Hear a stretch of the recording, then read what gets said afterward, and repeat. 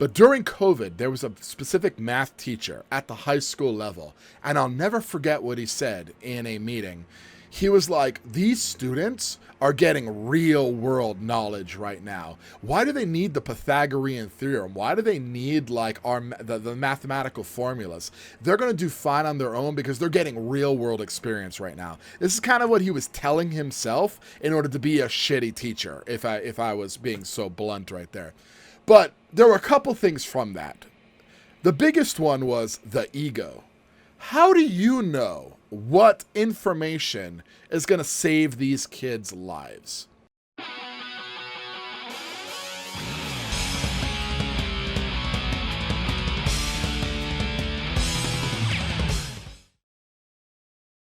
Hello everyone, and welcome to HD Philosophy Plays Elden Ring, Episode 6, where we play through the DLC using Darth Vader himself, and I'm going to try to switch things up a little bit. Since this game is so long, I'm going to try to do more talking within the game itself and kind of what's on my mind. I read a lot of great Darth Vader stories that I want to dive into as we jump into the game, but let's jump into the game first, okay? So I was reading this comic book, Burning Seas, and there was like a Jedi Master, Master Bar, and this specific Jedi Master, he was in, I want to say like Mon Calamari. I think it was Calamari was the place the Empire was actually in negotiations with, you know? They hadn't done anything wrong, but they were in negotiations, and then the negotiations ended up failing because somebody actually attacked the Empire's negotiators. And, you know, spoiler alert for those who have not read the comic book. And I won't go too far into it, but you end up finding out that this Jedi, this master, was actually responsible for the killing of the negotiator. Can I make that? No way, right? I'm gonna give it a shot. Oh, shoot. I'm gonna give it a shot. Didn't even get the first jump. I actually would have made it. I'll try that again. So anyway, you actually find out that the Empire, it wasn't the Empire's fault, it was actually the Jedi's fault. But, okay, so, long story short, you know, Darth Vader is hunting down the Jedi, but the Emperor is like, no, your first mission is to find the king of Mon Calamari. Mon Calamari might actually be the name of one of the people. Calamari might actually be the planet. So, the Jedi, though, what made me, like, what really stood out for me was the way that Master Bar learned everything he could about the Purge itself. Because he didn't know which information was going to be useful. He just knew he would have to, like, learn as much as he could. Oh, I made it. And of course, he ends up like gathering through the information that Vader may be Anakin Skywalker. But one thing I found like really interesting is when he found that the Inquisitors were former Jedis. All right. So when he found out the Inquisitors were former Jedis, when the Inquisitors had the Master and a bunch of other people surrounded, the Master Bar, he actually did like a little Jedi mind trick, but that was more just to make the realization. He let the stormtroopers know that the Inquisitors were once Jedi. And then he says, execute Order 66. It was such a sick moment. And then all of the clone troopers, realizing through the Jedi mind trick that these Inquisitors were in fact former Jedi, they started firing on the Inquisitors. And I was like, that's how he got out of it. But one thing that really stood out for me, here, was the fact that you never know what knowledge might actually save your life. When COVID hit, and I was still teaching at the middle school level as well as the college level, because I couldn't take care of my family just being an adjunct professor. I had to be able to take care of my family by taking on a second job. So I had a second job for like most of my teaching in philosophy, just because philosophy alone wouldn't pay the bills. But during COVID, there was a specific math teacher at the high school level, and I'll never forget what he said in a meeting. He was like, these students are getting real world knowledge right now. Why do they need the Pythagorean theorem? Why do they need like the mathematical formulas? They're going to do fine on their own because they're getting real world experience right now. This is kind of what he was telling himself in order to be a shitty teacher, if I was being so blunt right there. But there were a couple things from that. The biggest one was the ego. How do you know what information is going to save these kids' lives? You know, how does he know that one of these kids isn't going to be in a situation on a boat? You know, because I'm on an island and we have a big fishing industry. How does he know that when they're on a boat, that the Pythagorean theorem might have actually saved their life in a particular scenario? You know, he doesn't have a crystal ball, and again, that's not the way knowledge worked. And this is what that instance with Master Bar made me think of, or made me remember. We don't know what knowledge is going to save us in the future. So it's our task to learn as much as we can about certain things surrounding us. That way, we're not learning everything, because nobody can learn everything, but you try to get a feel for what your society needs, and you learn as much as you can there. You know, that's kind of like the hints of the impending tsunami that the warning God gave to Noah. You know, God let Noah know what was on the horizon, and then Noah needed to prepare in the most insane way possible, building a ship and then bringing the animals 2 by 2. I mean, the philosophy in that argument is pay attention to the signs and then shoulder the responsibility this sign is giving you, you know? And it was just such an ego from the teacher to be like, he knew. He knew what these students were needed to know. That's one. And then two, who is he to say that the standards and stuff like that should be thrown out? There's a reason why there are certain standards in high school and middle school and in kindergarten, because there's been a lot of painstaking research that's gone into the fact of these are the things people need to know in order to function in society. I mean, even Constantine, when he was developing the trivium, the foundations of education, his whole thing is he wanted the poorest in society to be able to have a conversation with the elite in society so that they could speak to one another. Because if we can't speak to one another, the only thing that's left is violence. When we can't speak to one another anymore, the only thing is physicality in order to get one's point across, you know? And it was just like, when that point in time with Master Bar, it just kind of struck me that, you know, this is something that seems to permeate society. Like, they know what their students need to know, and more importantly, what their students don't need to know. And that happened during COVID, you know? Wow. It was so disheartening. Absolutely disheartening. But it was like, there's that humbleness, you know, for Master Bar. There was that humbleness in knowing I need to learn something. And see, there's another aspect of learning, everyone. Make no mistake, learning something new is like a type of prayer. You need to humble yourself and understand that you lack the knowledge in order for your mind to open to learn anything whatsoever. The theory that always highlights this for me is Moses, when he sees the burning bush, you know? It's like, how did Moses know to step off the road, you know? How did he, because, I mean, you can imagine in the desert, like, burning bushes were kind of like a dime a dozen. They happened all the time, right? But what was it about this particular burning bush that caught his attention? What was the novelty in the sign that made him think twice and double back? And then he takes off his shoes. It's like there's this humbleness in the humility of getting ready to learn something new, you know? And it's like, that is secular prayer right there. Learning is a form of secular prayer. And as an educator, I've been doing this for 10 years. This is absolutely a fact.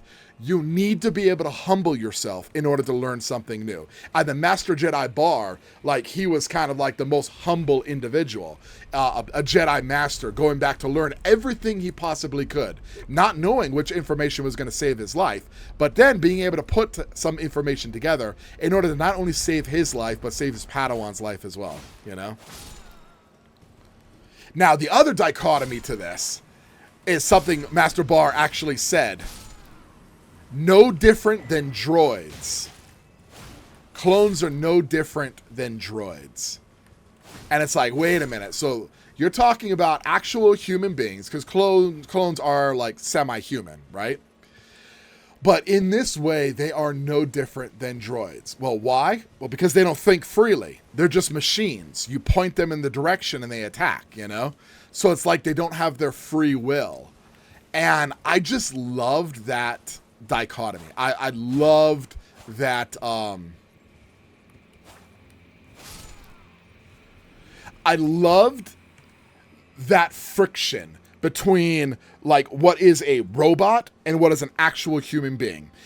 Because Western society is actually defined by a human being is only free if they act from reason, and the responsibility that that fundamental philosophy entails. You know, I was watching a podcast today where a person was like, you know, as everybody believes when they come into my class the first day, all ethics is subjective. You know, there's no difference between your morality and my morality. And then, of course, the debater's like, well, then how can you make a judgment on anything? Which is the fact. If you have no objective standard, if you have no objective metric, well, then I can't measure somebody's good versus bad. There is no good and there is no bad. Everything is allowed, and nobody believes everything is allowed. All he needed to do was tell the individual if he thinks slavery is wrong, and that would have ended the discussion of subjectivity right there, because everybody pretty much says, you know, slavery is abhorrent, you know, as it is. But it's like, okay, so kind of forgot where I was going there. Ooh.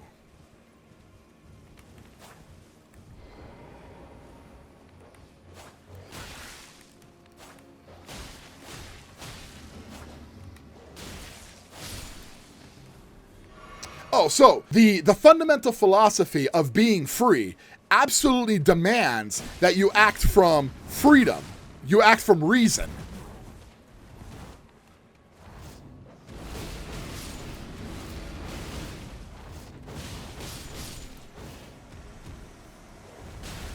Now it's like, okay, think about what that entails. All right, well, if I'm acting from my emotion, well, then I'm not free anymore. This is what Master Bar was saying about the clones and how they're no different than droids. If the clones are just, you point them in the direction, you give them a directive, you know, all Jedi are to be slaughtered, right? Order 66, all Jedi are slaughtered. That's just an order. Here is your duty, fulfill it.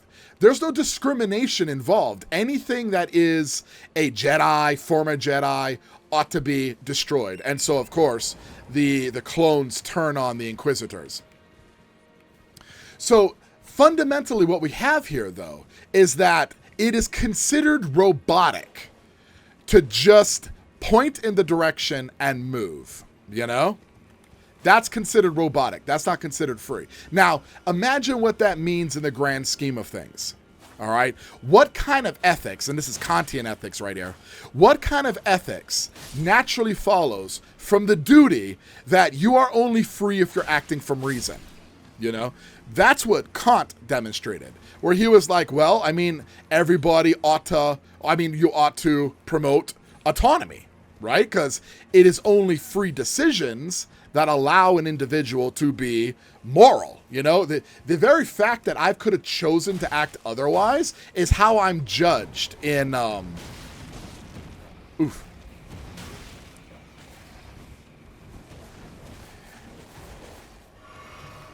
When I go to court and there's judgment. Oh. There's a judgment or judgment rendered, right? The judgment is only rendered based on the idea that I could have chose to do otherwise, you know? So morality entails a certain kind of... I'm gonna die. Yeah.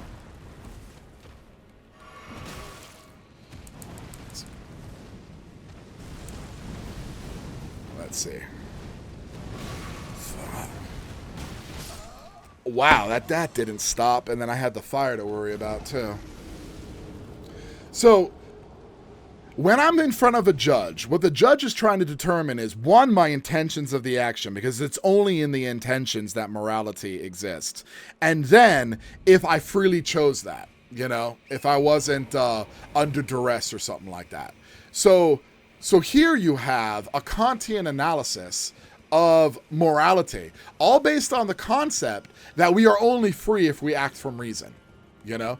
And so that's what Master Bar is saying when it comes to the droids. Now, where am I going with this?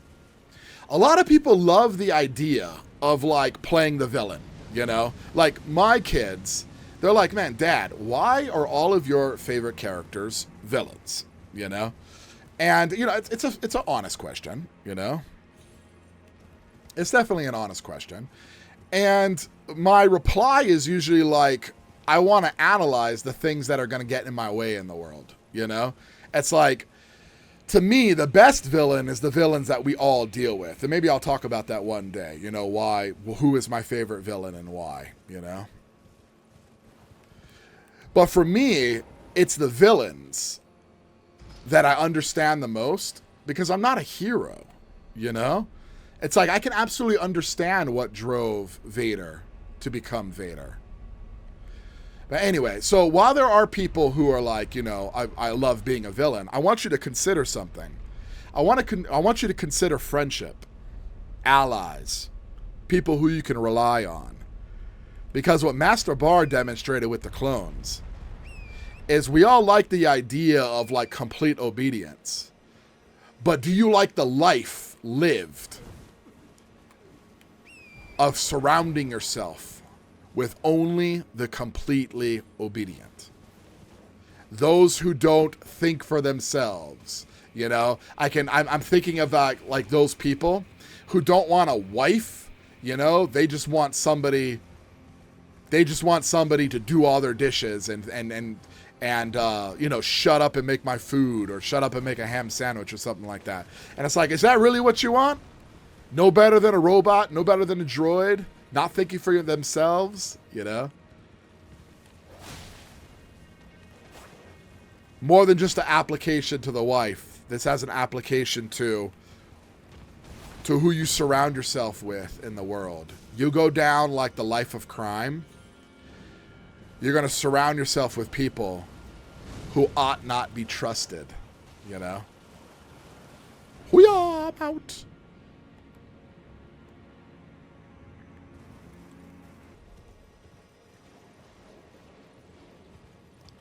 Is this another boss?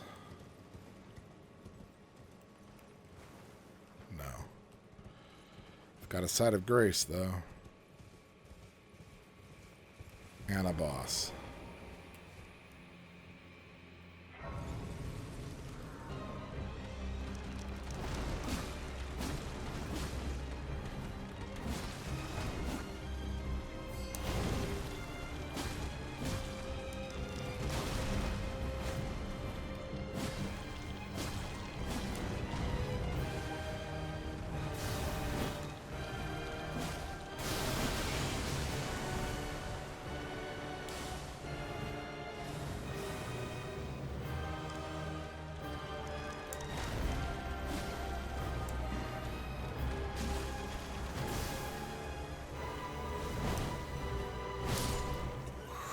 So close.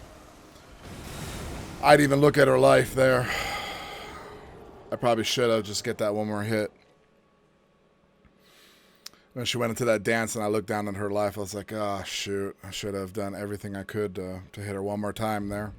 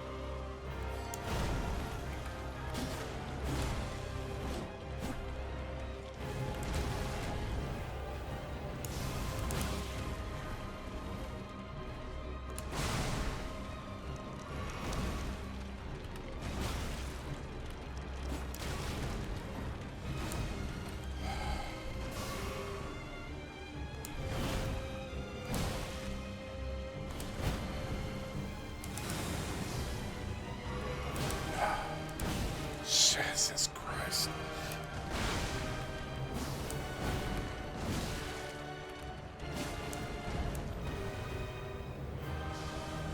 Okay.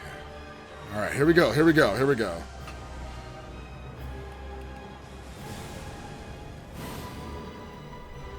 Here we go.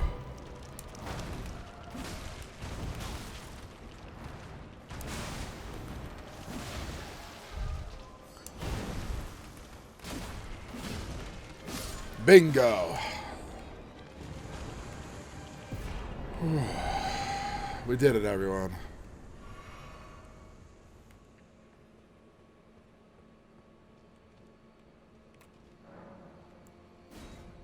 Burn the ceiling tree, huh?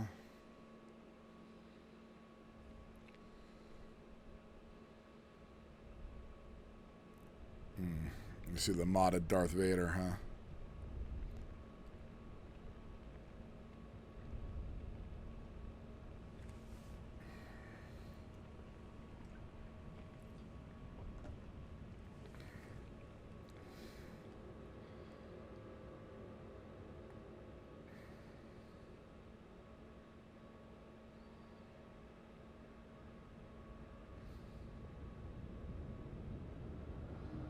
There we go.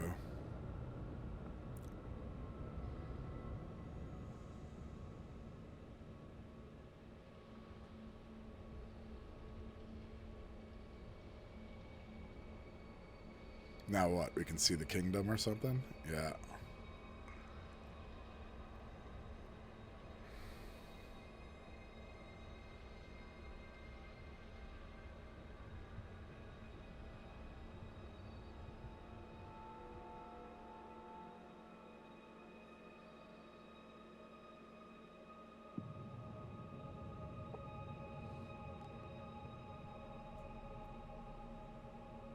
Another beautiful castle we get to explore here in Shadow of the Erd Tree.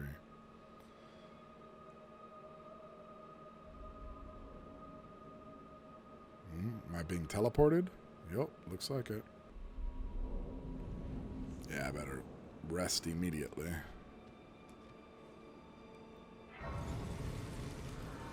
Before we explore here, I'm going to go fight that dancing lion, and then we'll explore this probably on the next episode. Oh well.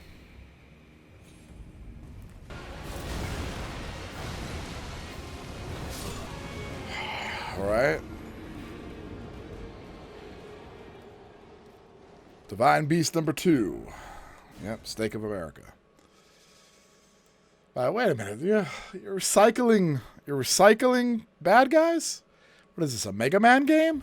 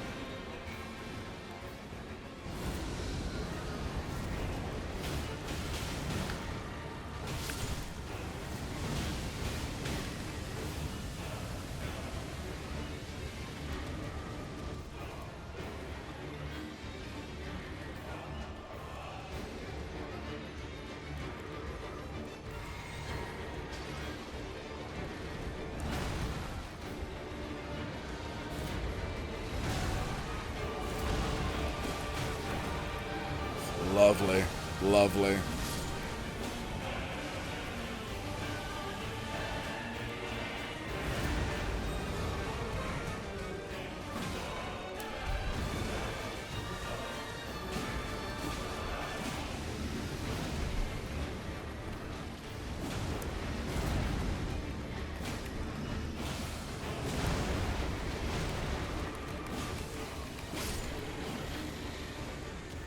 I think I beat him, everyone. I beat him.